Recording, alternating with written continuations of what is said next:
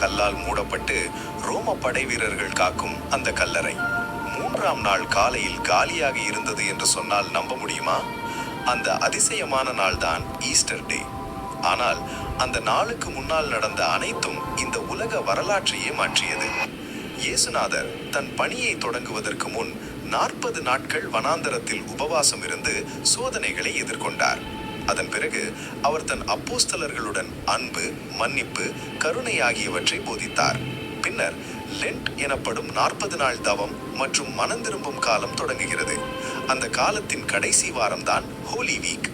அந்த வாரம் பாம் சண்டேயுடன் தொடங்குகிறது. அன்று இயேசுநாதர் எருசலேமில் மக்களால் வரவேற்கப்பட்டார். அதன் பிறகு ஸ்பை வென்ஸ்டே, அன்று ஜூடஸ் இஸ்காரியோட் செய்த துரோகம் நினைவு கூறப்படுகிறது. பின்னர் மாண்டி தர்ஸ்டே, லாஸ்ட் சப்பர் நடந்த நாள். குட் ஃப்ரைடே, சிலுவை தியாக நாள். ஹோலி சாட்டர்டே, அமைதியின் நாள். அந்த ஹோலி வீக் முடிவில் தான் ஈஸ்டர் டே வருகிறது. குட் ஃப்ரைடேக்கு பிறகு 3ஆம் நாள் காலையில் Mary Magdalene, Mary the mother of James, Salome ஆகிய பெண்கள் இயேசுநாதரின் கல்லறைக்கு சென்றார்கள். அவர்கள் மனதில் ஒரு கவலை, அந்த பெரிய கல்லை யார் நகர்த்துவார்கள் என்று. ஆனால் அவர்கள் அங்கே சென்றபோது அந்த கல் ஏற்கனவே நகர்த்தப்பட்டிருந்தது. அவர்கள் உள்ளே சென்றார்கள். ஆனால் இயேசுநாதரின் உடல் அங்கே இல்லை. அந்த நேரத்தில் ஒரு தேவதூதன் அவர்களுக்கு தெரிந்தார். அவர் சொன்னார், பயப்படாதீர்கள், நீங்கள் தேடும் இயேசு இங்கே இல்லை, அவர் உயிர்த்தெழுந்தார்.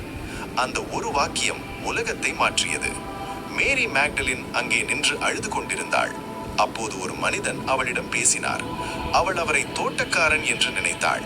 ஆனால் அவர் மேரி என்று அவள் பெயரை அழைத்ததும் அது இயேசுநாதர் என்று அவள் உணர்ந்தாள். அவர் உயிருடன் திரும்பி வந்தார்.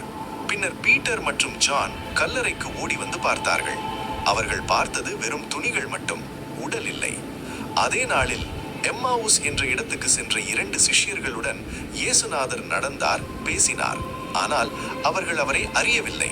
அவர் அப்பத்தை உடைத்த போதுதான் அவர்கள் கண்கள் திறந்தது. அந்த மாலை கதவுகள் பூட்டப்பட்டிருந்த அறையில் பயந்து இருந்த சிஷ்யர்களிடம் இயேசுநாதர் தோன்றினார். அவர் தனது கைகளையும் பக்கத்தையும் காட்டி, நான் உயிருடன் இருக்கிறேன் என்று நிரூபித்தார். அவர் உணவு உண்டார். அவர் ஒரு ஆவி இல்லை, உயிருடன் இருந்தார். அந்த ஒரு நாள் அவர்களின் பயத்தை நம்பிக்கையாக மாற்றியது.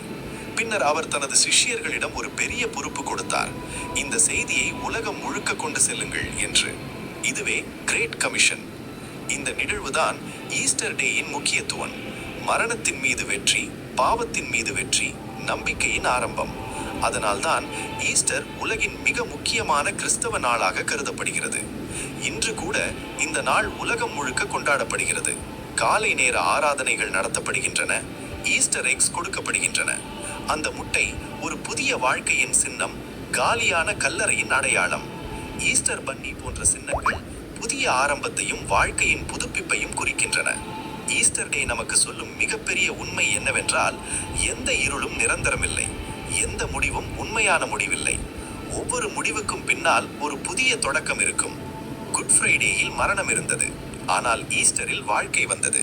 அதனால்தான் இந்த நாள் நம்பிக்கையின் நாள், புதிய வாழ்க்கையின் நாள், உயிர்த்தெழுந்த உண்மை